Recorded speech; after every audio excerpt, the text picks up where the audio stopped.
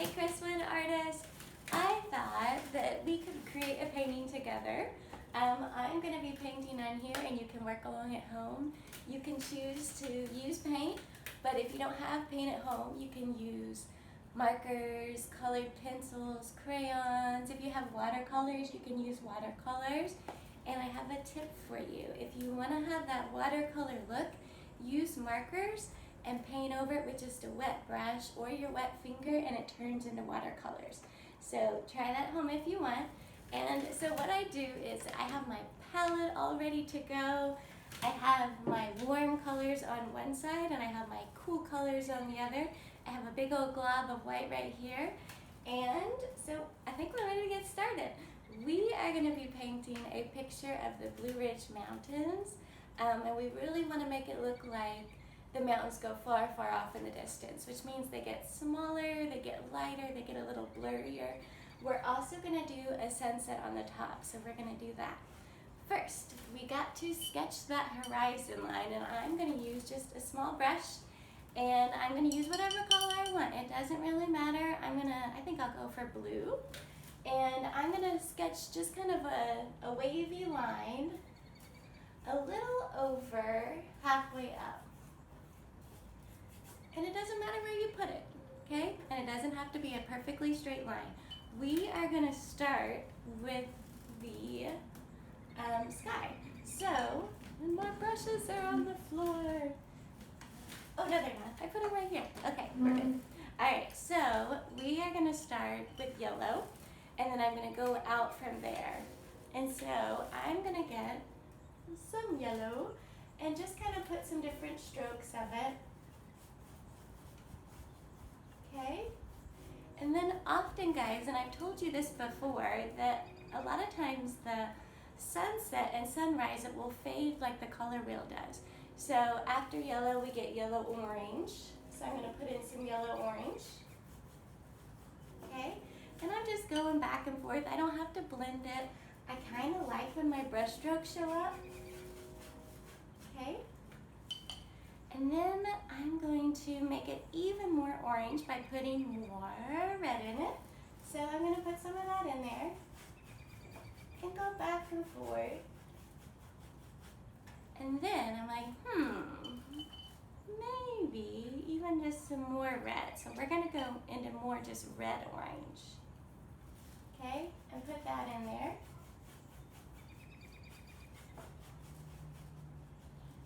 We can spend some time going back and forth. And the good thing about a sunset is they always look different. So just make it however you want to make it. Okay. So I got my warm colors in there. Maybe I'll make some pink by taking some red and mixing a little white. Come back with some little more red. Okay, so we got some pink in there. All right, and guys, what I'm working on is not a canvas, it's a piece of wood that I painted white. So you don't have to use canvases all the time to paint on. And I know that after red becomes red-violet in the color wheel, so I'm going to take some red, get a little bit of blue, just a little, and make a red-violet. But I want it to be mostly red. So I'm going to put that in there. Okay. And then, I think the rest of it, I'm going to go in and make it mostly blue. Put a little more red-violet. Okay. And I'm going to get some blue. Put a little white in it.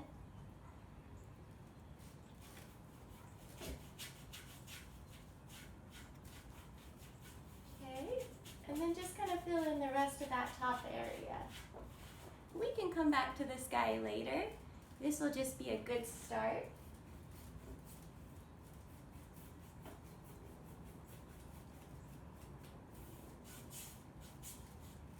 Alright, maybe a little bit of dark blue in there.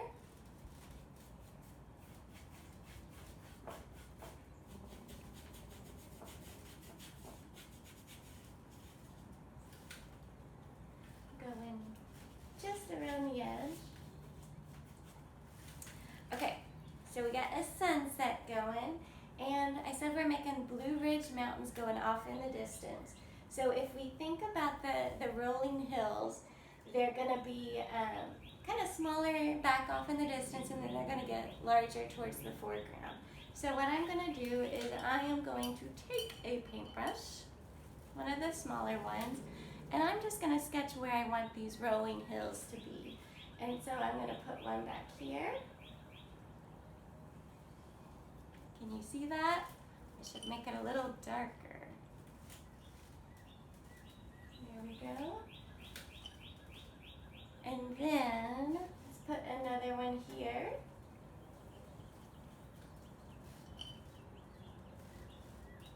So I'm spacing them out a little more as I come towards the foreground of the painting.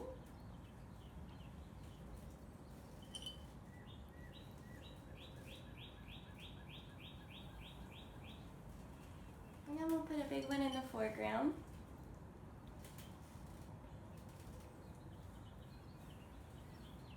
Okay. And then what I'm going to do, if you've ever been to Tennessee, where you see the mountain, the Smoky Mountains down there, have you ever noticed how off in the distance it's really light and kind of foggy, and then it gets darker as it comes closer to you? So that's the look we're going for, and we are going to do light blue in the background fading to a darker green in the foreground. So I am going to take one of my bigger brushes, and I'm going to dry it out, and I'm going to take a big glob of white and mix just some blue in that. So just a little bit of blue. Mix it. I'm mixing a lot because I got to paint this whole back area with it. Okay? So I'm going to go ahead and put that in there. Just light blue off in the distance. Just kind of think of it like a foggy evening. Okay? I'm wondering if it's showing up on there for you.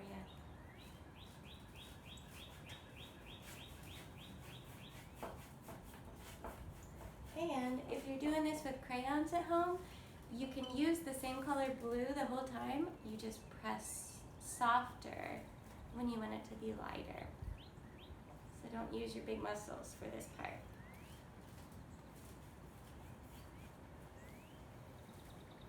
So there's the background. It's just real pale blue. And then I wanted the next layer to be a little darker blue. So I'm going to put some more just blue into that white-blue mixture. Okay, and I know I have a big area to paint, so I'm going to mix a lot of it. Drying off my brush. Alright, so I'm going to go ahead and paint this next area. You should be able to look at this and see a difference in the shade of blue. This should be darker than the one you just painted. I'm going to go back and paint all of that.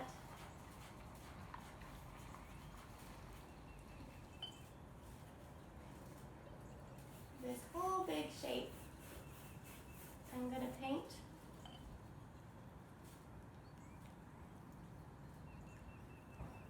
Had to mix some more of it.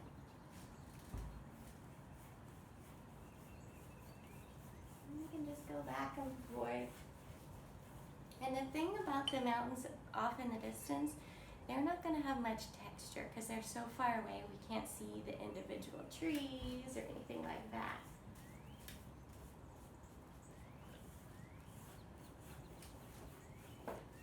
Okay. And we'll go over here.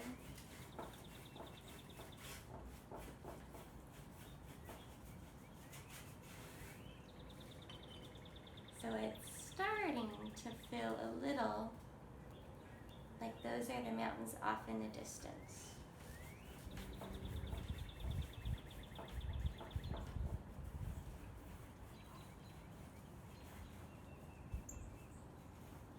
Okay, and guys, I only have 4 rows, but you can put even more if you want it to seem even further away. In this next row, I'm going to do a blue and a green and a little bit of white. Because it should be still getting darker. And this is the one that's going to have the most green and the least amount of white. Okay, so let's get a little bit of green. on my paintbrush. Mix it with in that same pile of blue and white that you've been making. There we go. Alright, a little bit of white, not much white. And then I'm going to go ahead and paint that in there.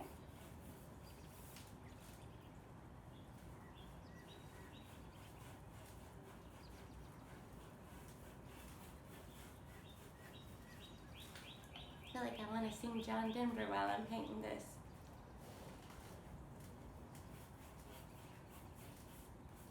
But I won't do that to you guys.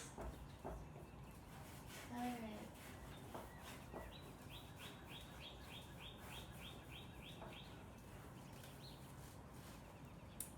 Okay. You know what, looking at it, and this might happen to you too, I think I want it to be more blue. So I'm going to go over it with some more blue.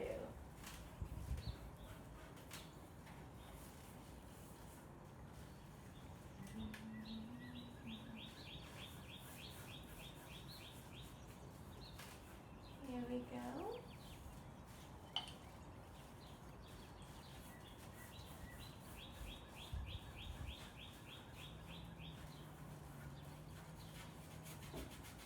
Alright. So, and then guys, when we get to the foreground, that's when we can add texture and more details if you want. So let's go ahead and finish that area.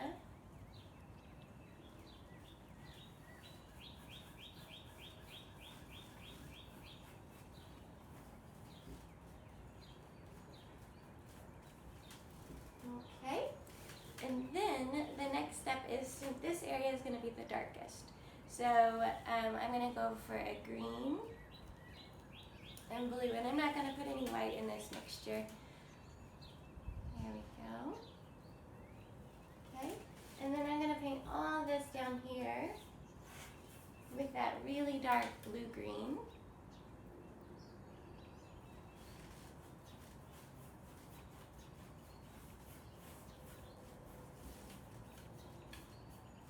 If you have big brushes at home, like the kind you even use to paint walls with, sometimes those come in handy for these big areas.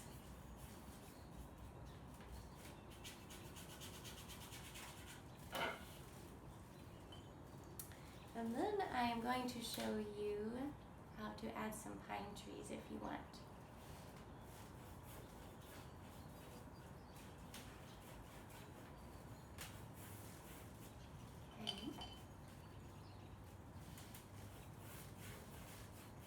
And guys, be sure to share yours with me. I would love to see them.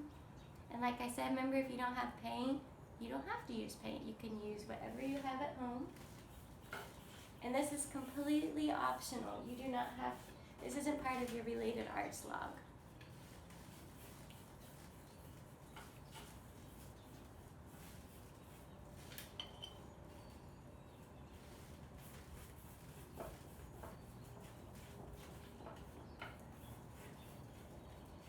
Also, if parents work along with it, I'd like to see that too. I think that could be cool.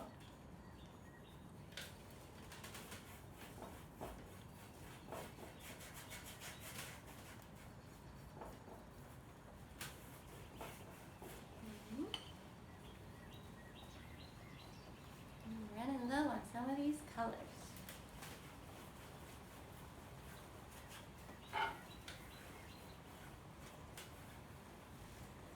Alright, so that is covered enough for now.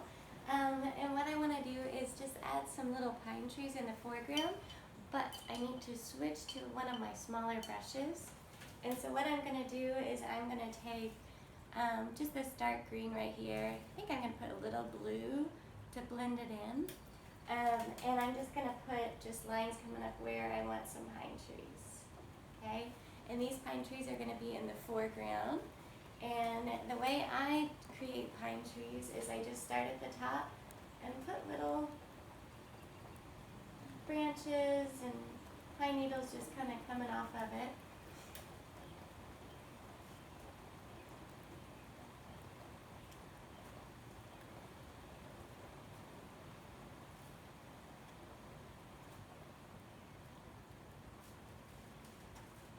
And there's one, and then I can add more to that.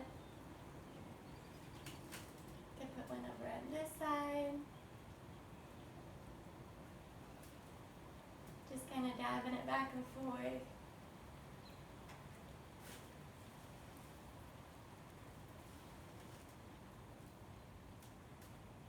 Okay, and then if I wanted to, this area in the foreground is the area that you can add like more details and more texture. So if you want to go in with, you know, bright yellow and dab some like wildflower type of things, you can do that. Just kind of do with different colors.